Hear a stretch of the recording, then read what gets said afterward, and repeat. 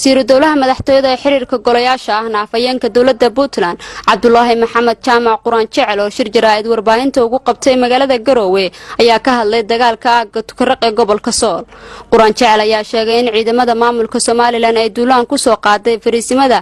aaggaas ay ku leeyihiin ciidamada difaaca Puntland isla markaana iska caabiyeen oo ay kala wareegeen dhammaan goobihii hore ugu sugnaayeen maamulka Soomaaliland ayna ka qabteen gaadiid dagaal maxaabiis sidoo kalena laga gubay gaadiid kale maleeshiyaadkii duulaanka soo qaaday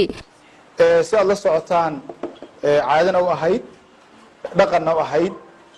maamulka Soomaaliland baa saaka shanta iyo bar subaxnimo soo weeraray deegaanka ay ku sugan yihiin ciidanka Puntland ee deegaanka Tukaraq waxay ka soo weerareen saddex aag oo kala duwan ay ka soo weerareen saddexda aag ba ciidanka Puntland ayaa hadda ku sugan gacantana uga dhigay meelihii ay duulaan ka soo qaadeen taasoo ay marag u tahay garasho xumada iyo aakhirwaaga ay ku socdaan maamulkaas sidoo kale waxa halka ka soo gaaray dhibaato ballaaran oo isku jirta gaadiid laga gubay iyo kuwa gacanta looga hayo intaba dagaalka saaka dhacay intaas uu ahaa dhanka kale wasiir Quraan Jecel ayaa cambaareeyay ciidamo booliis oo laga keenay magaalooyinka Hargeysa iyo Burco kuwaas oo cabirin ku haya shacabka magaalada Laascaanood waxa kale oo saaka aroortii lagu sameeyay ama loo geystay shacabka degmada Laascaano dhibaato aad u ballaaran waxa laga soo kaxeeyay ciidamo booliis ah degmada Burco iyo Hargeysa halkaas oo loo keenay magaalada Laascaano shacabkeeda in lagu gumaado isla markaana lagu caburiyo shacabkaas oo ku jira gacan cadow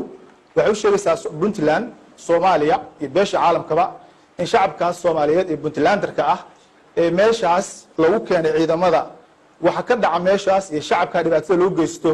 ay mas'uul ka tahay Soomaaliland haday noqoto shacab la laayo haday noqoto kuwa la xirxiro iyo kuwa hadeerta baad maqlayseen handadaada iyo loo marinayay muxuu ahaa caga juguleynta loo marinayay niman waliba sheeganaya mas'uuliyiin oo laga soo diray Hargeysa ariga Puntland way ka xun tahay